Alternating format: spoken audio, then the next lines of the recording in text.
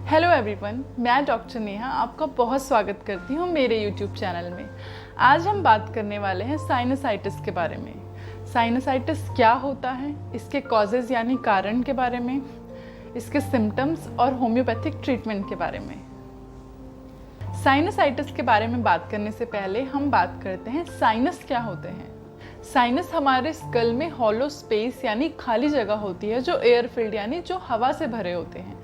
ये एक adequate amount में म्यूकस सिक्रीट करते रहते हैं। ये 4 पेयर्स में हमारी बॉडी में प्रेजेंट होते हैं। पहला है फ्रंटल साइनस। फ्रंटल साइनस आपको यहाँ पे मिलता है। दूसरा है मैक्सिलरी साइनस। मैक्सिलरी साइनस यहाँ पे होता है। थर्ड है एथमॉइड साइनस। एथमॉइड साइनस आपको यहाँ पे होता है। फोर्थ है स्फेनॉइड साइनस जो स्कल में पीछे की तरफ होता है। बात करें अगर साइनस के फंक्शंस की, तो ये जो एयर हम इनहेल करते हैं, मतलब जो हवा हम अंदर लेते हैं, उसका एक पर्टिकुलर टेम्परेचर पे उसको हमारे लंग्स तक पहुंचाता है।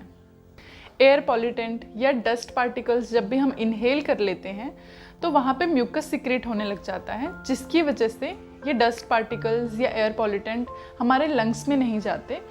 अब बात कर लेते हैं साइनसाइटिस के बारे में कि साइनसाइटिस क्या होता है। जो हमारे साइनसेस हैं उनकी इन्फ्लामेशन हो जाती है ड्यू टू एनी कंडीशन। अगर कोल्ड या कफ है उसकी वजह से इन्फ्लामेशन हो गई, तो जो हॉलो स्पेसेस, जो जैसे मैंने आपको बताया साइनस एक हॉलो स्पेसेस यानी वहाँ पे खाली जगह होती है, वो म्यूकस से भर जाती है, उसमें इन्फेक्शन डेवलप हो जाता है। तो इस कंडीशन को हम साइनसाइटिस कहते हैं। साइनसाइटिस 2 टाइप के होते हैं, acute and chronic. Acute condition तब तक है अगर कोई इन्फेक्शन आपको 5 to 7 डेज का है। अगर इससे ज़्यादा आपको इन्फेक्शन रहता है, 10 डेज से 1 मंथ तक अगर आपको इन्फेक्शन रह रहा है, तो वो क्रॉनिक हो जाता है। कोई भी नेज़ल एलर्जी होने की वजह से हमारी जो म्यूकस मेम्ब्रेन है वो म्यूकस ज़्यादा प्रोड्यूस करती है, जिसकी वजह से जो लाइनिंग है, नेज़ल जो लाइनिंग है उसमें स्वेलिंग हो जाती है, वहाँ पे पॉलिप डेवलप हो सकते हैं। तो उसकी वजह से जो ओपनिंग होती हैं, स्मॉल ओपनिंग्स होती हैं, वो ब्लॉक हो जाती हैं और जो म्यूकस होता है वो उन स्पेसेस में भरने लग जाता है। वहाँ पे वायरल के साथ साथ फिर बैक्टीरियल और आपको फंगल इन्फेक्शन तक हो सकता है। अब बात कर लेते हैं इसके कॉजेज़ यानी कारणों के बारे में कि साइनसाइटिस होता क्यों है। किसी को डस्ट एलर्जी हो, डस्ट एलर्जी की वजह से साइनसाइटिस हो सकता है। वेदर जो चेंजेस हैं उनकी वजह से साइनसाइटिस हो सकता है। किसी में नेज़ल पॉलिप अगर डेवलप हो गए हों उसकी वजह से साइनसाइटिस हो सकता है। कुछ लोगों में किसी स्पेसिफिक मेडिसिन को लेके एलर्जी हो जाती है, उसकी वजह से भी ये हो सकता है। बाकी जो स्मोकर्स हैं, जो चेन स्मोकर्स हैं या जो स्विमर्स हैं जो काफ़ी ज़्यादा स्विमिंग करते हैं, उनमें भी साइनसाइटिस देखे जाते हैं। डीएनएस की कंडीशन यानी डेविएटेड नेज़ल सेप्टम की कंडीशन अगर डेवलप हो गई हो, या जो ड्रेन डक्ट होता है हमारी नाक में, अगर उसकी ब्लॉकेज हो गई हो, उसकी वजह से भी ये इन्फेक्शन डेवलप हो जाता है। बात करें अगर सिम्टम्स की कि पेशेंट को क्या क्या सिम्टम्स रह सकते हैं इसमें, तो पेशेंट मेनली कंप्लेन करता है हेडेक की।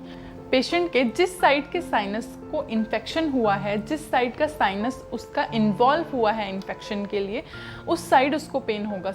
फॉर एग्जाम्पल, अगर पेशेंट को लेफ्ट साइड फ्रंट में हेडेक हो रहा है, इस साइड हेडेक हो रहा है, या आंखों के ऊपर हेडेक हो रहा है उसको, तो पेशेंट का जो लेफ्ट साइड का फ्रंटल साइनस है वो इन्फेक्टेड होगा। पेशेंट को मॉर्निंग हेडेक रहेगा। पेशेंट जब भी उठेगा उसको हमेशा हेडेक रहेगा। वो जब भी आगे बेंड करेगा तो भी उसको हेडेक हो सकता है। जिस साइड का साइनस इन्वॉल्व है उस साइड आपकी नाक जो है वो बंद रहेगी। पेशेंट को कोल्ड एंड कफ जैसे सिम्टम्स रहेंगे। अगर इन्फेक्शन ज़्यादा बढ़ गया है तो पेशेंट को फीवर भी आ सकता है। म्यूकस मेम्ब्रेन के इन्वॉल्व होने की वजह से पेशेंट को बहुत ज़्यादा म्यूकस बनता है, बहुत ज़्यादा बलगम बनता है। पेशेंट बार बार गला साफ करता है। पेशेंट को जो है वो येलो या ग्रीनिश डिस्चार्ज होता है, जिसमें ऑफेंसिव स्मेल हो सकती है। पेशेंट को PND यानी पोस्ट नेजल डिस्चार्ज की कंप्लेन हो सकती है। इसकी वजह से क्या होता है, जो रेशा होता है, जो म्यूकस बन रहा है, वो डायरेक्ट आपके गले में गिरता है। गले में गिरने की वजह से पेशेंट को बार बार कफिंग का प्रॉब्लम होगा, या फिर पेशेंट के गले में बार बार खराश होगी, वो बार बार अपना गला साफ करता रहेगा।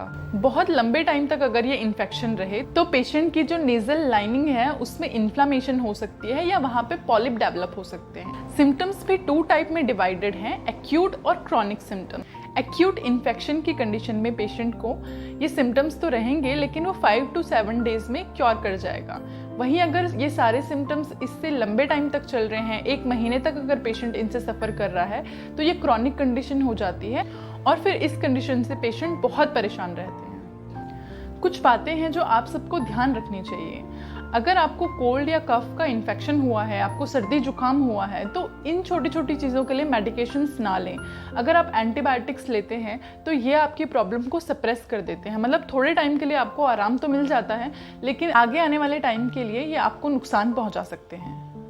इसकी वजह से आपकी इम्यूनिटी बहुत ज़्यादा वीक हो जाती है। सर्दी जुकाम का एक इंटरवल होता है जो 5 से 7 दिन के अंदर खुद ही क्योर हो जाता है। अगर आप इन चीज़ों के लिए भी मेडिसिन्स लेंगे तो ये आपके लिए हार्मफुल हो सकती हैं। आप अपनी बॉडी को मौका दीजिए कि वो खुद इन छोटे छोटे चीज़ों से डील कर सके। इसकी वजह से आपकी इम्यूनिटी भी स्ट्रांग रहेगी। अगर आप मेडिसिन्स ले लेते हैं तो आप अपनी इम्यूनिटी को बहुत ज़्यादा वीक कर रहे हैं। जिनके साइनसेस में काफ़ी म्यूकस भर जाता है वो ड्रेनेज थेरेपी लेते हैं या उस म्यूकस को बाहर निकालने के लिए थेरेपीज़ वगैरह लेते हैं, बट जब वो म्यूकस सिक्रीट हो ही रहा है, वो बॉडी उसको प्रोड्यूस कर ही रही है, आप जितने भी बार म्यूकस को बाहर निकालेंगे वो उतने ही बार अंदर फिल होता जाएगा, क्योंकि ये कोई परमानेंट सोल्यूशन नहीं है। होम्योपैथी बहुत अच्छे से काम करती है साइनसेस के ऊपर। अब बात कर लेते हैं होम्योपैथिक मेडिसिन की। पहली मेडिसिन है कालीबाइक्रोम। कालीबाइक्रोम बहुत अच्छी मेडिसिन है साइनसाइटिस के लिए। कालीबाई साइनस में होने वाले हर सिम्टम्स को कवर करती है। साइनस अगर फ्रंटल है या मैक्सिलरी है, स्फेनॉइड है, एथमॉइड है, हर टाइप के साइनस के लिए कालीबाई काफ़ी अच्छा काम करती है। हमारी बॉडी की जो म्यूकस मेम्ब्रेन है, जो ज़्यादा म्यूकस प्रोड्यूस कर रही है, ये उस पर काम करती है, और जो डिस्चार्ज इकट्ठे हो गए हैं अंदर आपके साइनसेस में, उसको भी ड्रेन आउट करने में बहुत हेल्पफुल होती है। जिन पेशेंट्स में डिस्चार्ज काफ़ी थिक होता है, जब भी वो नाक ब्लो करते हैं, डिस्चार्ज बहुत ही ज़्यादा थिक है, डिस्चार्ज ग्रीनिश, येलोइश या ऑफेंसिव है, इसके साथ साथ पेशेंट को लॉस ऑफ स्मेल, यानी अगर पेशेंट को किसी चीज़ की खुशबू नहीं आ रही है, वहाँ पे भी कालीबाई बहुत अच्छा काम करती है। नेक्स्ट मेडिसिन है हाइड्रेस्टिस। हाइड्रेस्टिस वहाँ पे देते हैं जहाँ पे पेशेंट को पीएनडी की प्रॉब्लम, यानी पोस्ट नेजल डिस्चार्ज की प्रॉब्लम डेवलप हो गई हो। पेशेंट बार बार अपना गला साफ़ करता हो, पेशेंट को गले में इरिटेशन रहती हो और गला भी बहुत मुश्किलों से साफ़ होता हो। सिलिशिया भी बहुत अच्छा काम करती है, जहाँ पे ठंड की वजह से अगर साइनस डेवलप हो गए हों या आपको ऑब्स्ट्रक्शन हो गई हो नाक में, कंप्लीट ऑब्स्ट्रक्शन हो नोज़ की, तो वहाँ पे सिलिशिया देते हैं। अगर वेदर चेंज हुआ है, सडन वेदर चेंज होने की वजह से अगर साइनस डेवलप हो गई हो, तो वहाँ पे काली आयोड दी जाती है। ऐसी बहुत सारी मेडिसिन हैं होम्योपैथी में जो एज पर सिम्टम्स दी जाती हैं। जिस टाइप के पेशेंट को सिम्टम्स होंगे उसके अकॉर्डिंग ही उसको मेडिसिन दी जाएगी। ये कुछ जनरल मेडिसिन हैं जिसके बारे में मैंने आप सबके साथ डिस्कस किया है। बाकी कंप्लीट हिस्ट्री लेने के बाद ही पेशेंट का ट्रीटमेंट किया जाता है होम्योपैथी में। आई होप ये वीडियो आपके लिए हेल्पफुल रही हो। अगर आपको वीडियो अच्छी लगी हो तो वीडियो को लाइक कीजिए, चैनल को सब्सक्राइब कीजिए और वीडियो को ज़्यादा से ज़्यादा शेयर कीजिए। इससे जुड़ी या किसी और बीमारी के बारे में जानकारी के लिए आप स्क्रीन पर दिए गए नंबर पर कॉल कर सकते हैं। Thank you.